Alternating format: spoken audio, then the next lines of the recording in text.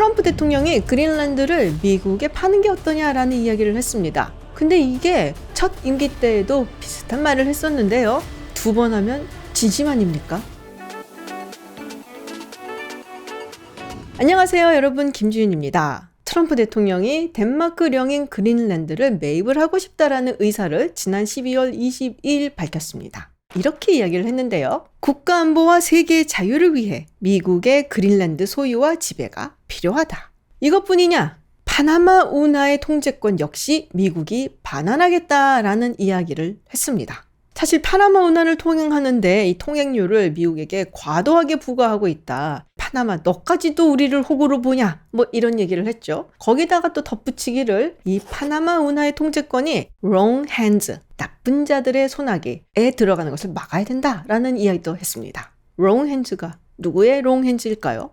근데 제가 예전에 트럼프 대통령의 롤모델이 맥킨리 대통령이라고 이야기를 한 적이 있어요. 맥킨리 대통령은 미국 역사상 최초의 제국주의적 성향을 가진 대통령이었다라고 말한 바도 있고요. 그리고 덧붙여서 그렇다고 해서 트럼프 대통령이 제국주의적인 대통령이 될 것이라는 것은 절대로 아닙니다라고 얘기는 했는데요. 지금도 그렇게는 생각을 합니다만 글쎄요. 뭔가 다른 나라의 영토라든지 그리고 다른 나라가 소유하고 있는 운하의 통제권을 가지고 가고 싶다라고 이야기를 한다는 것은 도대체 무슨 이유인지는 좀 알아봐야 되지 않을까요? 자, 그럼 그린란드에 대해서 알아보겠습니다. 이게 어디에 있냐? 북극을 중심으로 한 지도를 보시면요. 굉장히 큰 섬이 하나 있습니다. 세계에서 가장 큰 섬이라고 하고 또 한반도의 10배 가까이 되는 면적을 가지고 있는 그린란드입니다. 북극에 있기 때문에 약 80%의 국토는 빙하로 덮여져 있고요. 덴마크령이기는 하지만 사실은 북미 대륙하고 굉장히 가깝게 붙어 있죠. 그린란드에 처음으로 발을 들인 사람들은 바이킹족으로 알려져 있습니다. 그리고 덴마크, 노르웨이, 스웨덴이 함께 연합왕국을 형성하는 칼마르 동맹에 편입이 되고요. 그리고 나중에 이 동맹이 와해된 다음에는 덴마크와 노르웨이가 함께 결성을 했었던 연합왕국의 소유가 됩니다. 그때부터 덴마크의 영향력이 훨씬 세지기 시작을 하는데요. 나중에 킬 조약으로 노르웨이가 스웨덴에 합병이 되면서 그린란드는 덴마크령으로 남게 되죠. 현재는 자치권을 가지고 있고요. 다만 외교와 국방 분야는 덴마크가 행사를 하고 있죠. 그러니까 역사적으로 꽤 오랫동안 덴마크가 가지고 있었던 땅이란 말이에요. 이거를 미국 측에서 갑자기 달라 그러니까 뭔가 좀 생뚱맞게 느껴지기는 하죠. 그런데 사실 그린란드를 매입을 하려고 했었던 것은 트럼프 대통령이 처음은 아닙니다. 미국은 알래스카를 매입할 즈음에 아이슬란드 그리고 그린란드에도 지대한 관심을 보였었는데요. 그리고 무엇보다도 1946년 트루만 대통령이 그린란드를 매입을 하고 싶다라는 의사를 덴마크 측에 밝힌 적이 있죠. 그 당시에 굉장히 비밀리에 이 제안을 했었는데요. 1억 달러에 달하는 금을 주겠다라는 얘기를 했습니다. 2차 세계대전 직후였기 때문에 덴마크가 사실은 굉장히 어려울 때였고 그리고 7천만 달러라는 빚을 지고 있었는데 그것도 탕감하겠다라는 이야기를 했었다고 하죠. 이렇게 그린란드에 미국이 눈독을 들이는 이유, 예전부터 이 전략적 가치를 알았기 때문이죠. 1940년 나치 독일이 덴마크를 점령을 하면서 그린란드와 본토 덴마크 사이가 단절이 되죠. 그러니까 당시 주미 덴마크 대사였던 엘리크 카우프만이라는 인물이 독자적으로 미국과 그린란드에 관련해서 방위 조약을 맺습니다. 이걸 근거로 미국이 그린란드에 군대를 주둔을 시키는데요. 사실 그 당시는 아직 미국이 2차 대전에 참전하지 않은 시기였고 여차하면 개입주의처럼 보일 수가 있음에도 불구하고 그곳을 갑니다. 왜냐면은 예전부터 북극 쪽에 어떤 전략 기지를 주는 것이 중요하다라고 생각을 해왔기 때문이죠. 그렇게 그린란드에 미군 기지가 건설이 됩니다. 본격적으로 전쟁에 참전하고서는 기상 관측을 열심히 했다고 하죠. 그리고 독일 잠수함을 감시하고 연합군의 군함이 안전하게 항해할 수 있도록 지원을 했고요. 그러다 보니까 미국은 그린란드의 중요성을 더욱더 절감하게 됩니다. 전쟁이 끝났을 즈음 냉전이 시작되면서 이곳은 모스크바 견제를 위해서 정말로 필요하구나 라는 생각을 하게 되죠.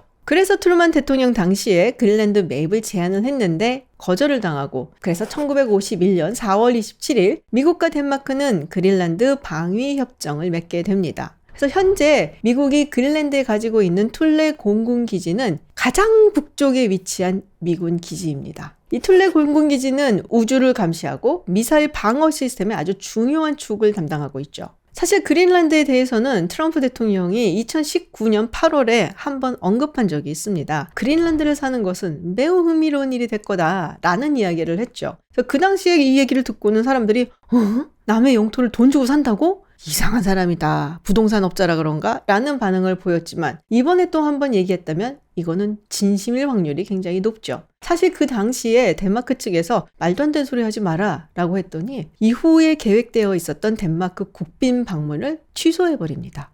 근데 요번에 또 언급을 했다?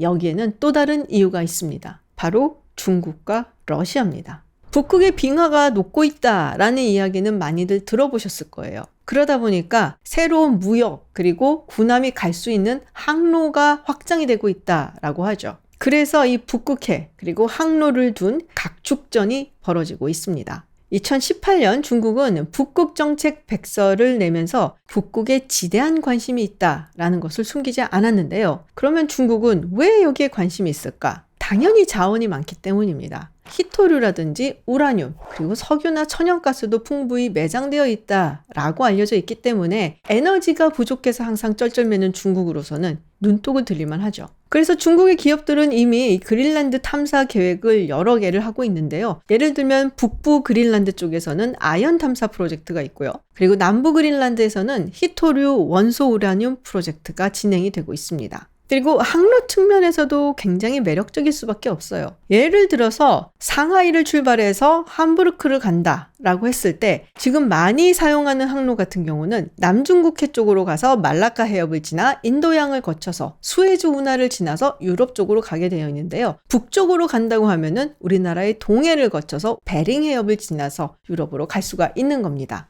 그리고 이곳의 항로, 그리고 지역의 통제권을 갖고 싶다라는 욕심을 가질 만도 한 게 이곳이 북미 대륙하고 가깝잖아요. 그러니까 여기서 만약에 중국이 통제권이라든지 해상로에 대한 권리를 확보를 하게 된다면 미국과 캐나다를 함께 견제할 수가 있는 겁니다. 중국이 눈독을 들일만 하죠. 그래서 이 북극 항로를 두고서는 중국과 캐나다가 갈등을 빚기도 합니다. 이 북극 항로 중에서 캐나다 가까이 가는 것을 북서 항로라고 얘기를 하는데요. 이 항로를 두고 캐나다와 중국이 갈등을 빚는 적도 있었죠.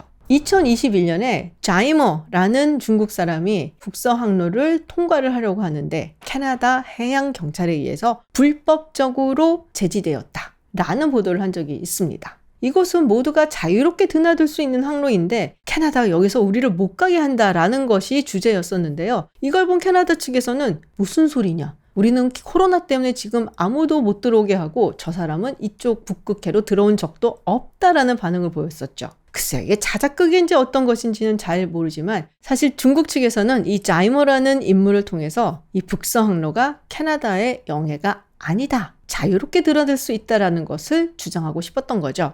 이 사건의 주인공이었던 자이머는 예술가입니다. 배를 타고 이렇게 여행을 다니고 그림을 그린다라고 이야기를 하고 있고요. 그리고 2015년에는 중국의 1대1로 이니셔티브 해상로를 쭉 따라가는 여행을 하기도 했는데요. 이것만 봐서는 뭔가 정치적인 선동도 좋아하시는 분이 아닌가라는 생각이 들죠.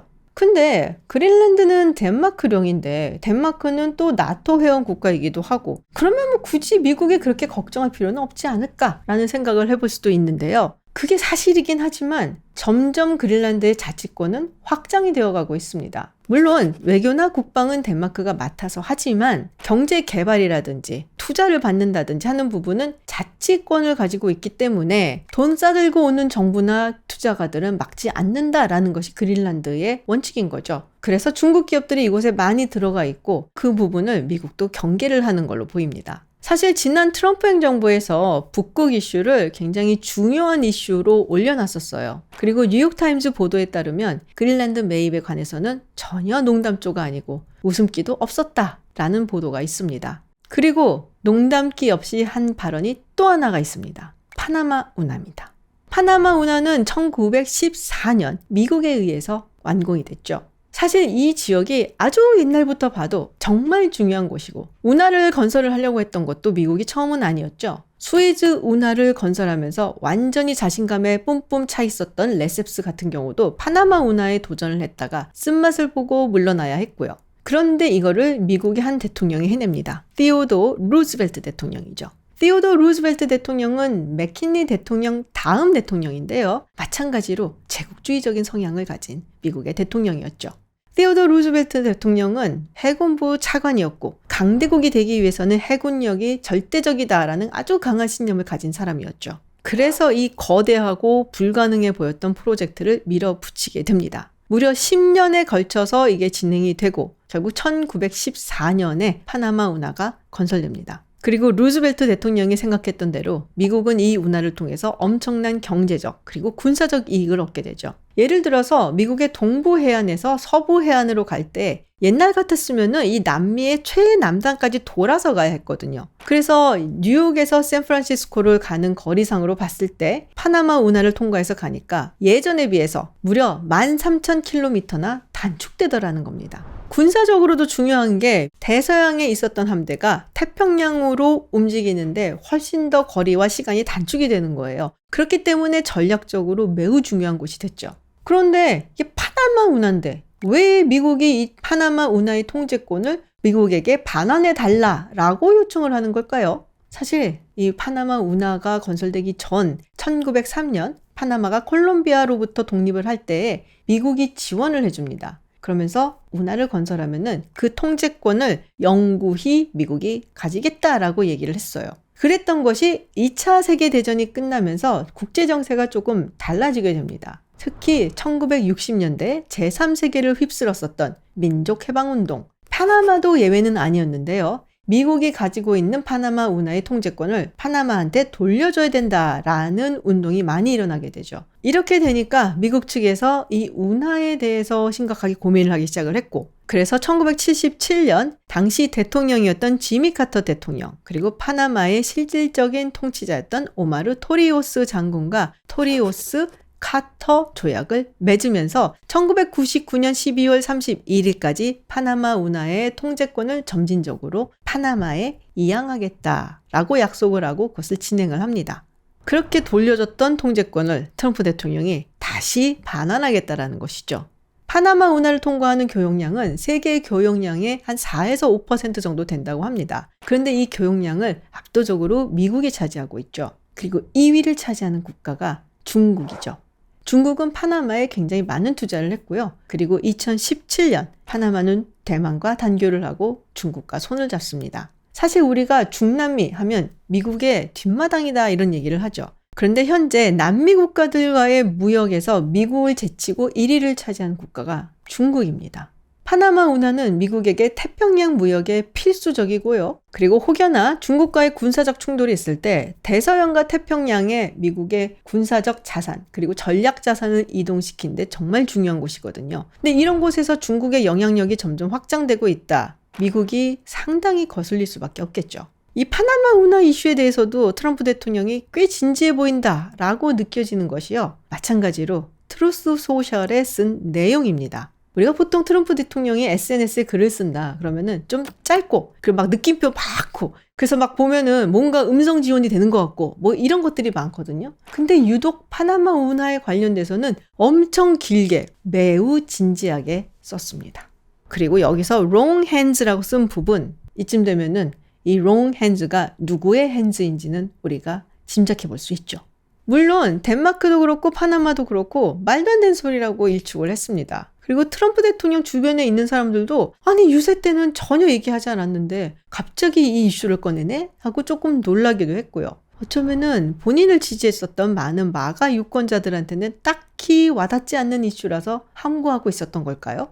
네, 이렇게 오늘 그린랜드 그리고 파나마 운하에 대한 트럼프 대통령의 발언 그리고 의중은 무엇인지 한번 살펴봤는데요. 이렇게 보면은 아무리 봐도 트럼프 대통령이 고립주의를 지향하는 사람은 아닌 것 같아 보이죠. 오히려 미국이라는 초강대국의 힘을 투사해서 이제는 강대국이 할 수 있는 일을 하겠다라는 것으로 보여지고요. 또 이 미국의 패권에 도전하는 중국에 대해서는 그냥 두고 보고 있지 않겠다라는 의지가 읽혀지는데요. 과연 그린랜드, 파나마 운하 통제권 미국이 가져갈 수 있을까요?